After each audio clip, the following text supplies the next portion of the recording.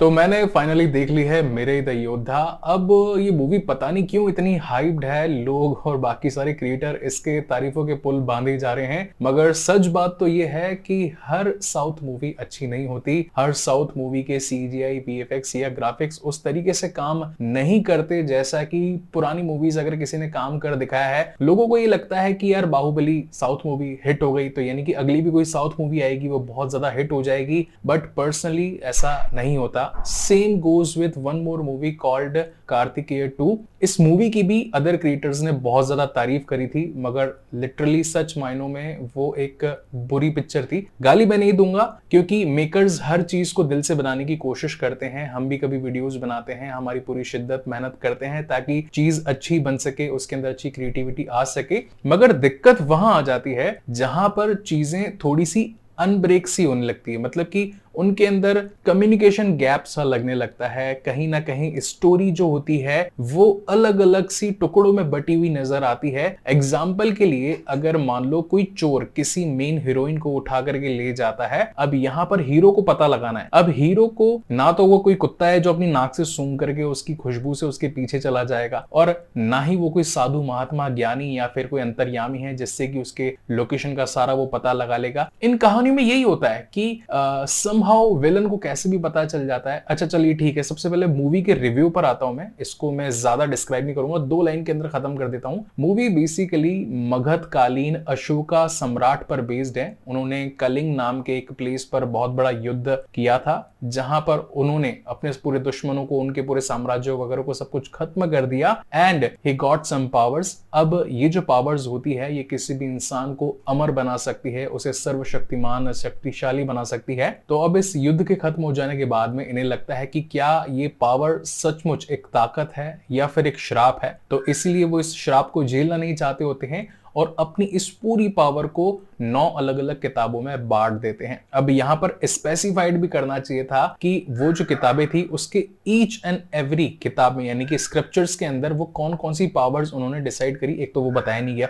और वो मतलब 9 किताबों में से एक जो विलन है उसे ये सारी की सारी किताबें चुरानी होती है, तो उसकी शुरुआत 1 से लेकर के 6 उसने कैसे चुराई वो भी नहीं दिखाया जाता। चलो ठीक है, मान लेते हैं। अब कहानी का जो प्रोटैगोनिस्ट है ये क्या होता है कि जो पीछे मेरा डॉगी भौंक रहा है उसे थोड़ा सा इग्नोर कीजिएगा। तो कहानी का जो मेन प्रोटैगनिस्ट है यानी कि अपने तेजा सज्जा भाई साहब, इनका नाम है बस खाली सुपर योद्धा। इनका कोई नाम स्पेसिफाइड ही नहीं किया गया मूवी के अंदर, बस खाली सुपर योद्धा के नाम से ज्यादा फेमस हो रहे हैं। तो इनकी जो मम्मी होती है वो होती है 90 ग्रंथ की मेन प्रोटेक्टर, और वो एक पंडित भी होती है। उन्हें फ्यूचर देखने की ताकत भी होती है। तो वो अगले जन्म का पहले ही प्रेडिक्ट कर लेती है कि मेरा बेटा जो कि बड़ा होगा वो किसी विलन से लड़ेगा, किताबों को बचाएगा। तो उसकी सुरक्षा करने के लिए वो खुद तो काम करती नहीं है और बाकी लोगों पर डाल देती है। चलो यहां तक भी बात हमने मान ली। अब ये बेटा बड़ा होकर के बनता है चोर उच्चक्का छपरी और चोरियां कर करके अपना गुजारा करता है, पुलिस थानों के चक्कर काटता रहता है और वो आगे चल करके दुनिया को बचा रहा है। खैर, ये डायरेक्टर ने पता नहीं क्या सोच करके इसको लिखा कि ये जो स्टोरी है बाकी से भी छपरियों से कनेक्ट कर पाएगी और वो आगे चल करके सुपर हीरोज बन जाएंगे। तो मेरा बस कहना यही है कि छपरी जिंदगी भर छपरी ही रहेगा और मेहनत करने वाला आदमी ही आगे बढ़ता है। But the main point is that कि कहानी के अंदर बहुत सारी ऐसी जगह थी, जैसे कि एक पंडित जी की जो चेली होती है उसे अचानक से लोगों के दिमाग पढ़ देने की ताकत आ जाती है, जबकि उसने कभी भी ऐसी कोई पढ़ाई करी नहीं। वो सारी चीजें इस कहानी के अंदर दिखाई नहीं गई। सेकंड थिंग, इनकी जो जर्नी होती है, कभी ये रेगिस्तान में जा रहे हैं, कभी पहाड़ों पर जा रहे हैं, कभी बर्फ के अंदर जा रहे हैं, तो इनका भाई सामान और जो पैसा वगैरह लगता है वो कहां से आ रहा है। जहां एक तरफ सारे ये जो प्लस पॉइंट यानी कि हीरोज हैं इनका स्ट्रगल चल रहा है, वहीं दूसरी तरफ जो नेगेटिव वाला है यानी कि अपना विलन भाई साहब, ये दुनिया को पालने के लिए एक ऐसा मतलब कड़ा बनाता है, ऐसा कुछ बनाता है जिससे कि पूरी दुनिया को वो हथिया सके। लेकिन सबसे पहले यूज क्या करता है, काशी पे। अरे जब पूरी दुनिया को इस्तेमाल करना है तो सारी दुनिया को पूरा हैंडओवर लेना उसका। अच्छा, अब ये जो टोटल 9 ग्रंथ होते हैं इन्हें दुनिया के अलग अलग 9 लोगों को भेज दिए जाते हैं। कोई एशियन होते हैं, कोई जापानीज होते हैं, कोई अंग्रेज होते हैं, कोई फ्रांस वाले होते हैं, कोई टर्किश होते हैं, कोई इंडियन होते हैं। तो मोस्ट प्रोबेबली जहां पर ये किताबें बांटी जाती है उन सबको ये बोला जाता है कि तुमको इसकी रक्षा करनी है। लेकिन कहानी का जो मेन विलन है, इसने बचपन से ही कुछ ऐसी काली शक्तियों की ताकतें पाली है जिससे कि वो इतने सारे ब्रह्मांड में होशियार लोगों को, जिनके पास में ग्रंथ भी मौजूद है, उनको तक ये पछाड़ नहीं पा रहा। अच्छा, अब यहाँ पे लूप होल एक और चीज मैं बताता हूँ। जिन लोगों के पास में ग्रंथ है, यानी कि पूरी किताब है, वो चाहते तो इसे पढ़ सकते हैं, इसकी सुरक्षा कर सकते हैं। लेकिन यहाँ पर जो विलन है, उसने 9वीं किताब के शुरुआत के 2 पन्ने पढ़ करके इतनी ताकत पाली कि पूरे के पूरे पिछले 8 के 8 ग्रंथ चुराने के अंदर कामयाब हो गया। अब इसे लेजी राइटिंग या फिर वीक स्टोरी टेलिंग नहीं कहेंगे तो और क्या कहेंगे। लेकिन हाँ, इसके पहले हमारी जो मेन कैरेक्टर है यानी कि तेजा सज्जा, इनकी एक मूवी आई थी हनुमान। उसके अंदर इनका जो कैरेक्टराइजेशन था, जो स्टोरी लाइन थी और जो हनुमान जी का एक पूरा बिल्डअप दिखाया गया था, वो देखने में लगता था कि हाँ, वो सेटिस्फाइंग है। अब यहाँ पर उन्हें बेसिकली श्री राम का दर्जा दिया गया है इस मूवी के अंदर, कि वो एक श्री राम का रूप बन करके आए हैं।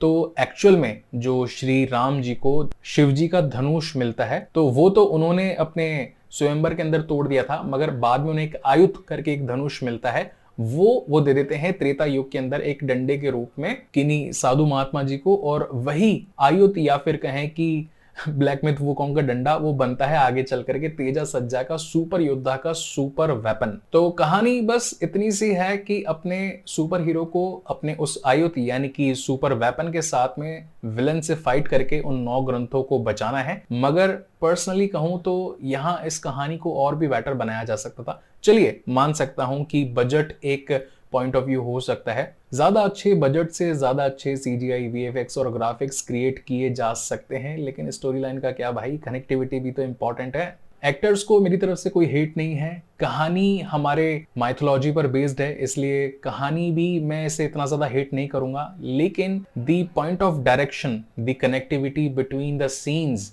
एंड लोकेशन, इन पर और अच्छा काम किया जा सकता था। तो मेरी तरफ से मैं इस मूवी को दूंगा 2 आउट ऑफ 5 स्टार्स। हालांकि आपका काफी टाइम से इस मूवी के लिए डिमांड आ रही थी कि इसका एक्सप्लेनेशन लेकर के आइए, तो हम लोग इस पर ऑलरेडी काम कर रहे हैं और हमारे बॉलीवुड मूवी एक्सप्लेनर वाले चैनल पर इस मूवी का एक्सप्लेनेशन जल्द ही आ जाएगा। सो तब तक के लिए keep watching and stay safe. Thank you so much guys for watching this video. मिलते हैं अगले वीडियो में।